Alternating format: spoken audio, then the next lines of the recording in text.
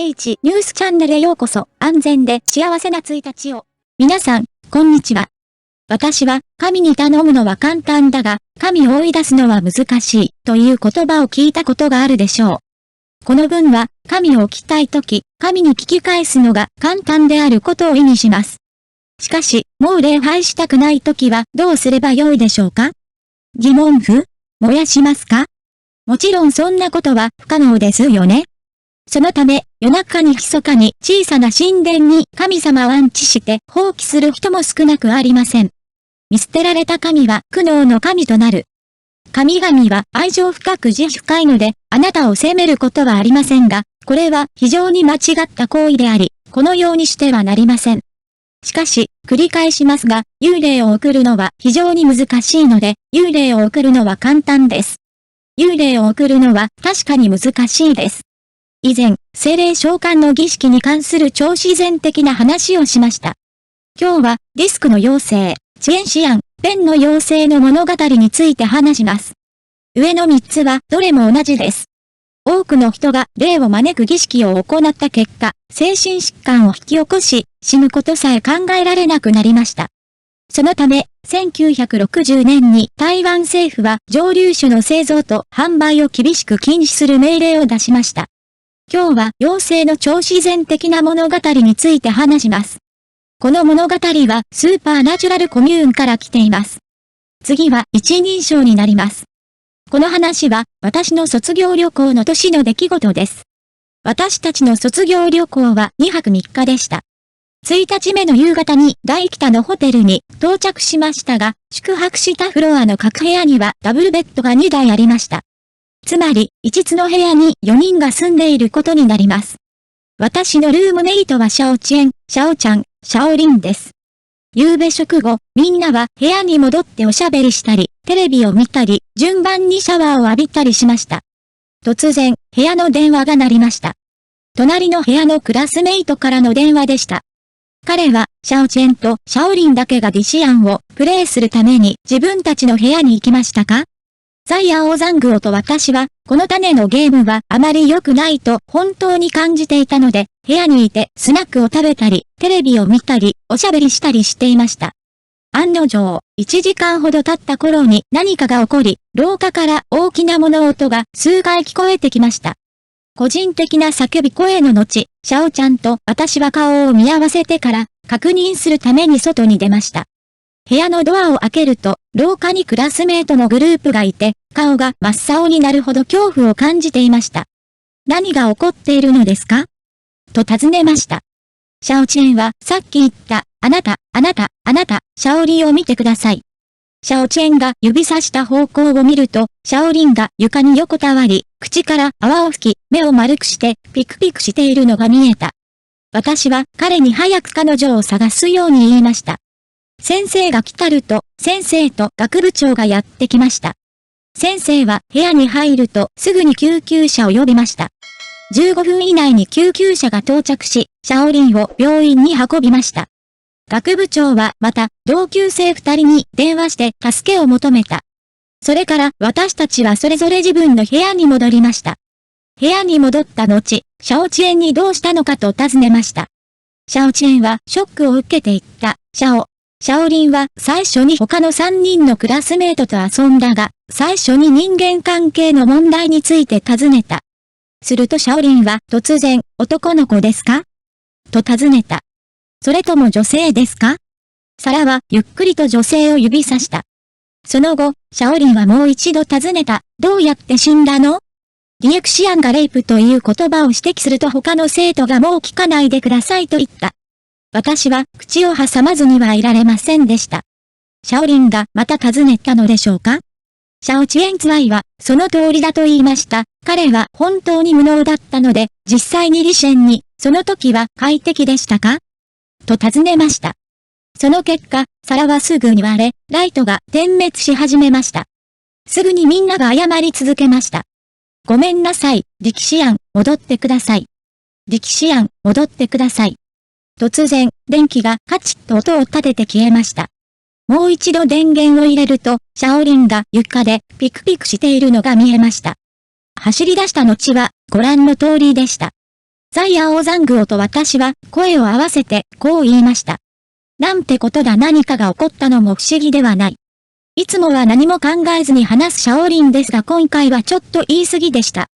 このようなことが起こった後、それは必然的に彼の気分に影響を与えます。それで、その後の2日間はあまり楽しいことがありませんでした。それから私たちは学校に戻りました。シャオリンは二度と学校に来なかった。学校も停学した。シャオリンが病院で目覚めた後、全身が変化したことをクラスメートから聞いたのは数年前の同窓会の時だった。彼は気が狂い、老人ホームに送られた。彼は毎日、ジシアン、来てください、ジキシアン、来てください、と言い続けました。私は子供の頃から遊ぶのが大好きだったので、ある日、クラスメイトと好奇心からチェンシェンをプレイしました。私たちは5元のコインを使ってカイアンザイアンを出てきてもらいました。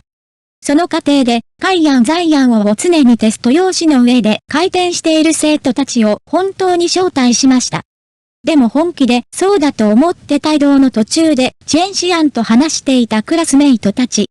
コインは回り続け、コインは回り続けました。彼は実際にカイアンザイアンにあなたがどうやって死んだのかと尋ねました。この時、コインはとても早く、とても早く、とても早く、とても早く、とても早く回転し、ついに、車、という文字のところで止まりました。それからしばらく教室のベルが鳴り、生徒たちはパニックになってチリチリになりました。彼らは紙とコインを私の代わりに置きましたが、誰も遅延シェンを追い払うように頼みませんでした。クラスメートの一人だけが、そのコインを放課後に受け取って捨てるべきだと言いました。お金のことをとても大切にしているので、どうやってお金を捨てることができますか？学校が終わった後、私は仲の良い友達と歩いて家に帰り、田舎の小学校の隣の食料品店の前を通りました。私は幸せでした。私は入って5元の大使麺のパックを選び、1000件からお金を使い、友達と歩きながら食べました。交差点に着いた時、私の目には霧がかかっていると言っても過言ではありませんでした。それから、私が通り過ぎたことを知らずに、友人を誘導して道路を渡りました。誰かが私の肩を強く叩いて、私の目の前にあった霧が突然晴れるまで、どれくらいかかりましたか？その瞬間、青いリンクカーが地平線から現れたように見え、必死にクラクションを鳴らし、道路が読めない私たちを叱り続けましたか？目が覚めたばかりです。私は友人を引っ張って後ずさりしました。この時、私たちの前と後ろを歩いていたクラスメイト全員が叫び、声を上げていました。彼らは、なぜせいで車にひかれそうになったの？と言い続けました。後でクラスメイトが、今トラックが突っ込んできたと言いました。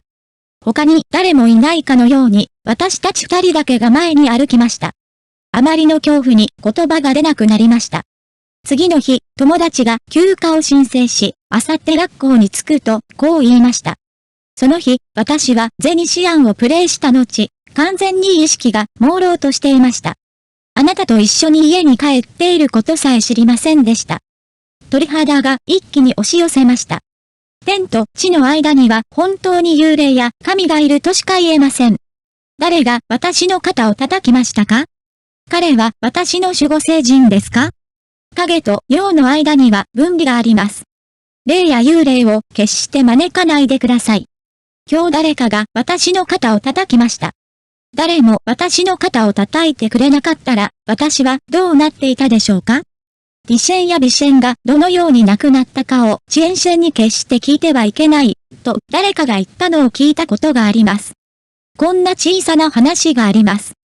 誰かがチェンシアンに質問しましたが、チェンシアンはあまりにも早いので、ぐるぐる回り続けました。その時になって初めて同僚は彼に一体何をしているのかと尋ねました。どのような質問がされましたか？カイアンザイアンがどのように死んだかは尋ねないでしょう？その人が緊張して、ノー、と言ったらどうすればいいでしょうか？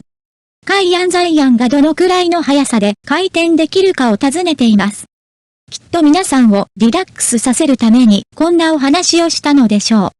次に、最後の最も恐ろしい超常現象に移りましょう。私の名前はアデです。これは私の高校時代に起こった出来事です。ある日、シャオシュアンは喜んでシャオメン、ルオルオシャオシュアンのところに走っていき、これは何だと言いました。私たち3人は手に紙を持ったシャオシュアンを見つめた。紙の真ん中には民が鉛筆で書かれていました。5つの単語をクリアし、紙の上半分の左側に縦に、はい、または、いいえ、を書きます。紙の上半分の右側に男性または女性が縦書きで書かれています。紙の下半分にはアラビア数字と26の英語が書かれています。私たち3人はその紙を見てもそれが何なのかわからず、首を振って何だろうと言いました。ザイアオクスーンが言ったように、これは最近最も人気のあるペンの妖精で非常に正確です。遊びに来ませんか？遊びに来ませんか？誰もがそれについて話しています。ビクシアンを喜ばせるなら帰らないと何かが起こると聞いた。本当に遊びたいですか？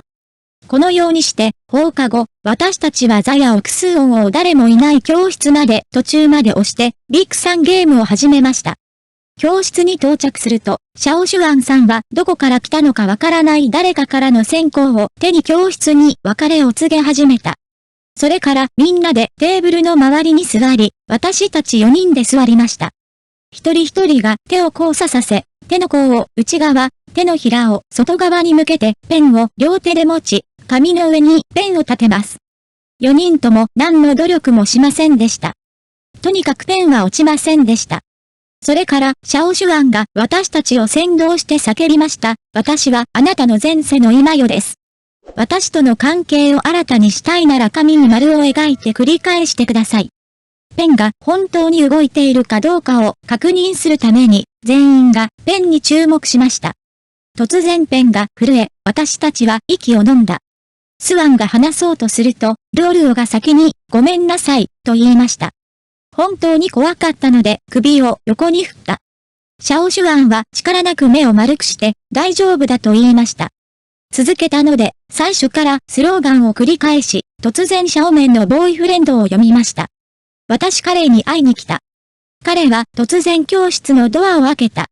私たちはびっくりして手を離しペンをテーブルの上に落としてしまいました。皆さん、あなたは私を見て、私はあなたの小さな夢を見てください。彼氏が先に沈黙を破った。何してるの？小夢は家に帰りました。小夢はぎこちなくランドセルを持ち上げて、ごめんなさいと言いました。今から出発して、明日また遊びます。私たち3人はうなずいた。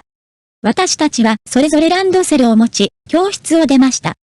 翌日、シャオシュアンは、昨日遊んだペンの妖精と続けて遊ぼうと提案しました。でも今度はロロが怖がって私にゲームに参加しないように頼んだんですか？昨日はそこでとても不快な思いをしました。シャオメンは眺め始めて、ちょっと待って、最後に一緒に遊んでね、と言いました。今日プレイしてうまくいかなかったらみんなプレイをやめるべきです。それから私は口を挟みました。シャオシュアン、それでは最後に一緒に遊びましょう。ザイアオクスーンを成功せずにプレイを中止しました。シャオシュアンは嬉しそうに私たちを抱きしめ、うなずいた。学校の時間が来て、私たちは昨夜の教室に着くと、紙とペンがまだテーブルの上にあることに気づきました。唯一の違いは、紙に、私はここにいます。私たちはここにいます。と書かれた空白のスペースがあることです。とてもショックでした。皆さん、あなたは私を見て、私もあなたを見ました。昨夜の言葉には明らかにそんな言葉はなかった？私が驚いてそう言うと、ルオルオは恐怖で首を横に振り、演奏をやめた。小夢さんは、おそらく誰かが恋に落書きをしに来たのだと言いました。大丈夫。シャオシュアンは今度はどこからともなくキャンドルを手に入れました。彼女はおそらく雰囲気を作り出すためにテーブルの周りにキャンドルを置きました。誰もが何も考えず、昨日と同じようにペンを手に、前世は私、今世はあなたのもの、と叫びました。私との関係を新たにしたい場合は、紙に丸を描いてください。その瞬間、突然ペンが動き始めた。誰もがロロロロを見つめた。シャオシュアンは首を振りながら、今回本当に感動したのは私のペンではないと言い、ここにいるのと興奮気味に尋ねた。はいの場合は、はいの方向にペンをスライドさせてください。本当にペンがイエスの方向にスライドして丸くなります。シャオシュアンは続けた。質問してもいいですか？突然、ペンが自動的に、でも、という言葉を書きました。シャオシュアンはとても興奮して、あなたは男の子ですか？それとも女の子ですか？と必死に尋ね始めました。それから、リクシアンもいくつかの退屈な質問に一つずつ答えました。ザイアオクスーンが質問をした後、もうすぐゲームが終わると誰もが思った時、私もザイアオクスーンに時間が遅くなることを思い出させました。シャオシュアンは前世について叫んだ。私はあなたの人生です。終了する場合は、ペン先を紙から離してください。ペンは突然興奮して書きます。私たちは皆怖がっています。どうすればいいですか？離れなかったらどうすればいいですか？ルオルオさんは恐怖で手を離し、もう遊びたくない、家に帰りたい、と泣きました。ショウモウも手を離し、ルオルを慰めた。シャオシュアンと私だけがまだペンを持っていました。この時、再びペンが動き始め、書き始めました。この4つの言葉を言い終えた後、私は恐怖で震えながら、こう言いました。ペンは単語を書くために素早く動いた。怖くなって手を離してしまいました。シャオシュアンは前世について考え続けました。私はあなたの人生です。終了する場合は、ペン先を紙から離してください。退出してください。どうしても言うしかない。何度か試みた後、ペンは、いいえ、という単語に向かってぬめり続け、非常に強い円を描き続けました。シャオシュアンさんは怒って、ペンを地面に落とし、紙を引き裂いてゴミ箱に捨てた。彼女はランドセルを手に取り、もう遊びたくないと言った。ルオルオのせいで家に帰りましょう。彼の足はすっかり弱っていたので、私たちはルオルオが立ち上がって教室から出るのを手伝いました。私たちが校門を出て信号を待っていると、突然一台の車が私たちに向かって突進してきました。私たちは無意識のうちにルオルオの手を離し、歩いて戻りました。まさにその時、ルオルオは車にはねられました。衝撃音と鋭いブレーキ音で全員がハッとしました。この時、ララはすでに道の真ん中に倒れていた。私たちは急いでルオルオの側に歩きました。ショウユメさんは警察に電話した。ショウノキさんは後続の車がララにぶつからないように交通整理をしていた。私は震える手でルオルオの方に触れ、ルオルオ、大丈夫？と言いました。聞こえますか？その瞬間、冷たい手が突然私の体に触れた。目がゆっくりと上を向いた。私が見たのは学生服を着たセミロングの髪の女子学生だった。私が何か言おうとしたその時、女子生徒の顔はまるで車に惹かれたような顔をして、元の姿がはっきりと見えなかった。彼は私の首を手で掴み、突然、長い間待っていたのに、手を出さないでください、と言いました。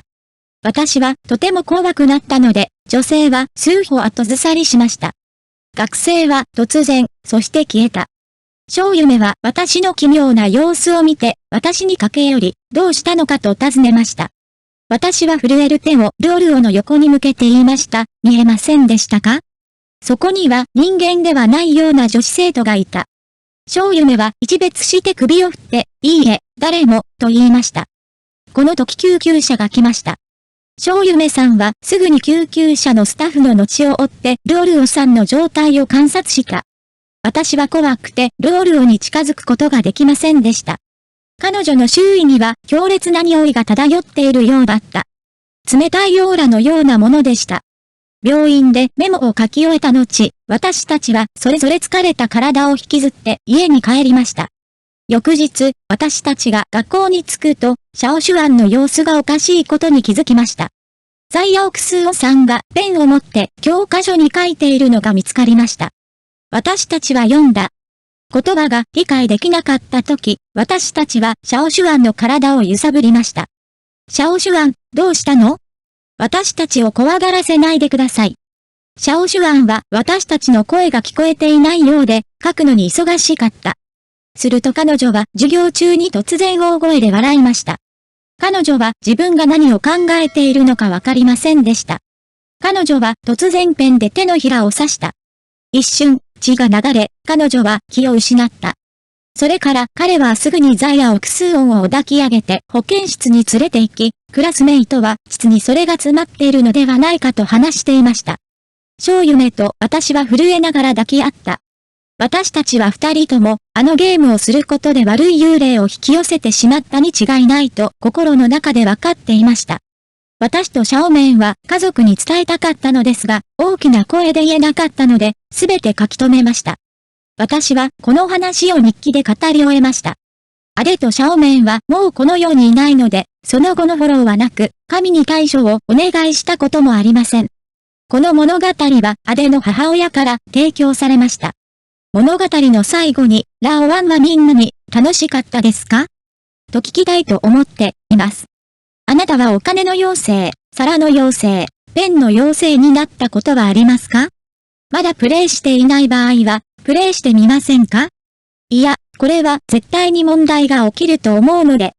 今日の話はここまでです。メッセージボックスにはさらに超常現象の物語があります。下にスクロールして読んでくださいからまた次回。